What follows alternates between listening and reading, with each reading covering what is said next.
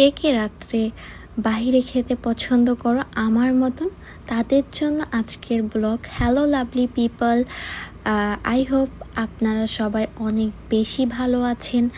আমিও আলহামদুলিল্লাহ আপনাদের দোয়া অনেক বেশি ভালো আছি। তো অনেক দিন পরে নতুন একটা ব্লগ নিয়ে চলে আসলাম।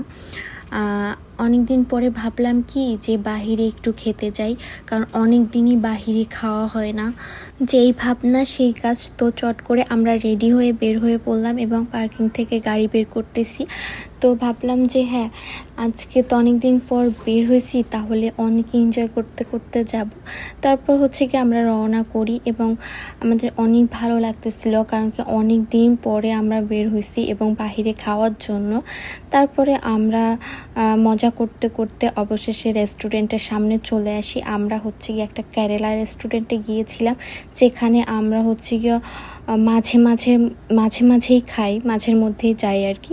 সেখানে গিয়েছিলাম। তারপর হচ্ছে গিয়ে আমরা গাড়ি পার্কিং করে নেমে পড়ি এবং নামার পরে ভাবলাম যে একটু পায়ের ভিডিও করি। তো পায়ের ভিডিও করতে করতে আমার হাজব্যান্ড সামনে চলে আসে। ভাবলাম কি দুইজনে মিলে একটু ফাইজলামো করি। তো দুইজনে মিলে একটু পা দিয়ে ফাইজলামো করতেছিলাম। তারপরে হচ্ছে ফাইজলামো করতে করতে আমরা রেস্টুরেন্টের মধ্যে চলে আসি এবং খাবার অর্ডার করে অপেক্ষা করতেছিলাম, কারণ খাবার অর্ডার করার পরে হচ্ছে গিয়ে আধা ঘন্টা ওয়েট করতে হয়। তো আধা ঘন্টা আমরা ওয়েট করার পরে আমাদের খাবার অবশেষে চলে আসে এবং খাবার নিয়ে একটু ভিডিও করে ভাবলাম যে এবার খাওয়া শুরু করব। অনেক দিন পরে বাইরে খেতে আসছি। তো খাওয়া শুরু করার পরে তেমন একটা খেতে পারিনি, কেন জানি না, পেটটা একটু ভরা ভরা ছিল, কেন এরকম লাগছে জানি না। তো তারপর খাওয়া শেষ করে বাহিরে বের হইলাম যে একটু হালকা বাহিরের বাতাস গায়ে লাগাই। তো বসে বসে ভাবতেছি কি করব, একটা চায়ের অর্ডার দিই, দুধ চা।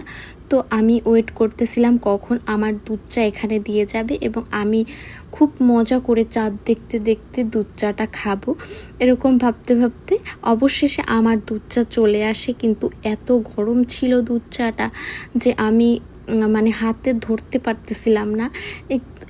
একটু করে ধরে আছি যাতে গরম ছ্যাঁকাটা আমার হাতে না লাগে। তারপর আমি গরম মুখে দিতে গেছি, আমার মুখ পুড়ে গেছে। তো তারপর মুখ পুরাতে চা খেতে খেতে অবশেষে হচ্ছে গিয়ে আমরা বাসার উদ্দেশ্যে রওনা করি।